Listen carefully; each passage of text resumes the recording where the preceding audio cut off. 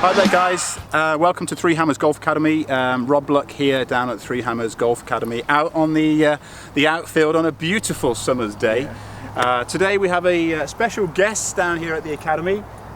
We have good friend to the Academy now. We've got Adam Smith. Welcome, Adam. Thank you very much. Great to see you again. Great to have you along. Great to have you along.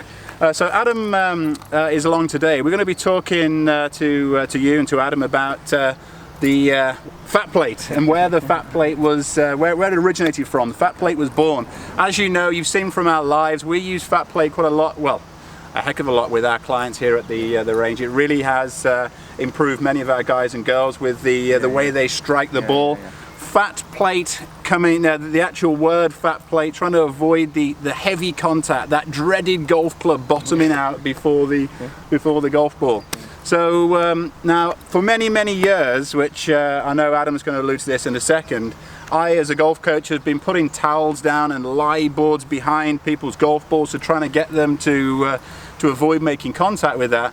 However, Adam, I think we share a similar past actually. My boyhood golf coach was your golf coach. He did exactly the same to you, what he did with me. Put the lie board down behind. However, you take it to a complete different level to myself. So Adam, if you'd just like to just take a few minutes there, just to tell us where Fatplate has come from, and it's literally gone boom time for yourself, hasn't it? It's been since July of 2016 now, and as you mentioned, Rob, it was my coach again, a lesson with my coach where I was flipping out a little bit early, not getting far enough left on the strike. So flipping out meaning releasing the club a little early, bottoming out too soon. Yeah, sure, and just so the standard drill then was like, let's bring the strike point closer to the ball.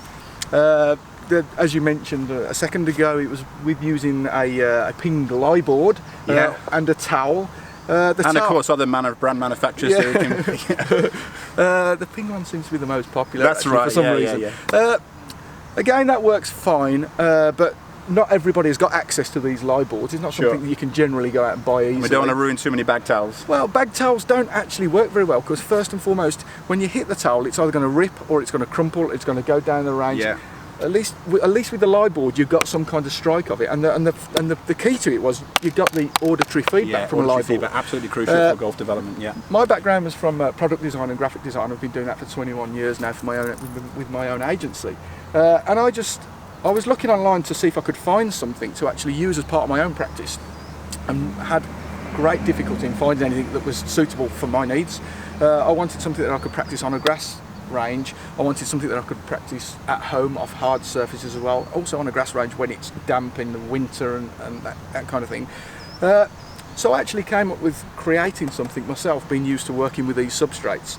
I created a brand, called it Fatplate, because that's what I do for a living. I made it look as it does today.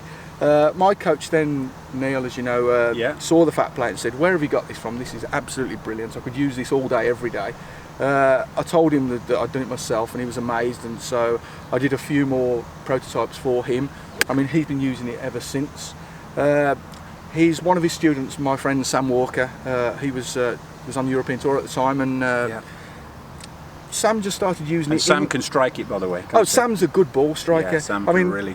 That's one of the biggest things that I've noticed in this journey with Fatplate is you think that all professional and low handicappers are great ball strikers, and there are so many that I've seen aren't, and that's been the biggest revelation to me, that even low handicappers use it. So Sam started using it in lessons, on his ball striking.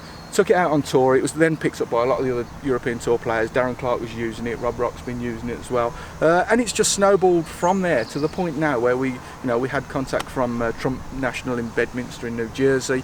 We've just supplied the David Ledbetter World Headquarters with bespoke branded Fatplates for themselves.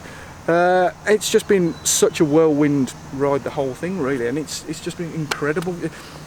Again, the eye-opener has been the fact that it's high handicappers and low handicappers, where everybody flips out early. There's so many people. It's such a common fault. It is such a common fault, and I couldn't agree with you more. Everyone presumes that all the leading golfers are great ball strikers. They are not.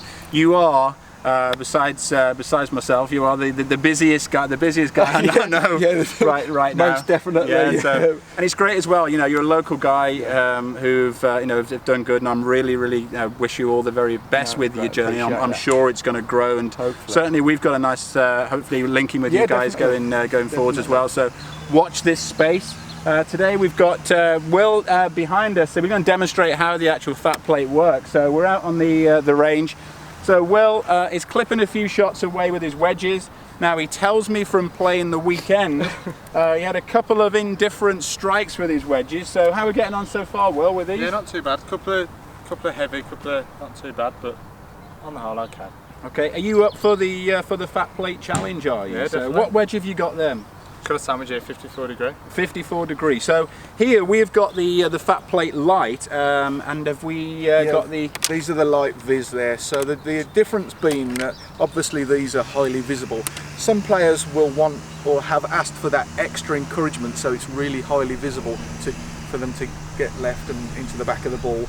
Other players may want a more standard turf-looking fat plate. The strike strips that you've got on there, Rob. I mean, that's been one of the biggest revelations. These are very much peel on, peel off. Yeah, it's a. So we can see exactly where it's marking the. It will mark. Yeah. Yeah. We'll test Will in a second. Test Will in it, but obviously not. You get the auditory feedback anyway. But the biggest thing we've got is the fact that you get. You know, it gives you the exact point of contact. You'll get some path feedback from that as well. Sure. It's been great. So we're really looking. So we've got 3 golf ball positions on here. So we got the starting point position 1, which we're again from an academy. We generally would start a player off here, and we can progressively move them back. So position 3 on this one here, we would state wedges only. We could even step up for some of the longer irons there to test a player. Now with iron contact, we're really looking to try and create this descending blow where so many golfers will bottom out too early as they're hitting their golf ball back on the upswing with that ascending blow. We want to see that low point in the golf and the swing arc coming after strike. So we're going to put Will to the test. So we go in straight to the 110 flag out there, and we're going to put you straight on. We're going to test you right from the get-go, Will. So we're at ball position number 3 there. Thank you. So we're feeling confident? Pretty confident, yeah. Yeah, so we're going to see exactly how Will gets on here. So if I can just jump in here. So if we strike this correctly with that desired attack angle here, he's going to avoid making contact with the board. The golf club's going to get to its low point after the golf ball. These modern cameras we're seeing on TV are magnificent to actually display this, but let's give it a go, Will. Oh, okay, so just bottomed out a little early. So if cameraman, if you just want to have a little look at this.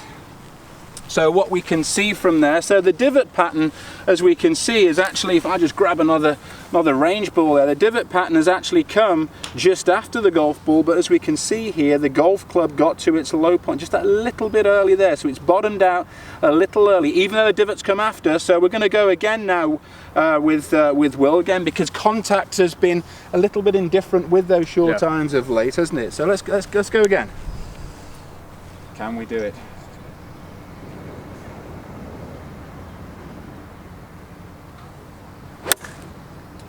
That's much better strike. Much better strike.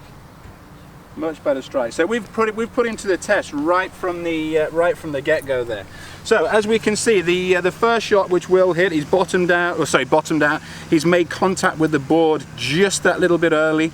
The next shot there was right at was just right on the actual edge of the board. Also, as well as Adam alluded to, from here we can actually get some decent actual path feedback from how the golf club's attacking the golf ball. And with regard to centeredness of strike, which comes from a simple sticker. So guys, we have had some fantastic results working with this product with our academy, and I'm sure this is just the very beginning. There's more of our guys now wanting to find out where they can get their hands on these. Watch this space. Adam, it's been great having you here today. We wish you all the very best in the future. I'm sure we're going to see a lot more of you in the future anyway. Definitely. And yeah, Fatplate, get involved.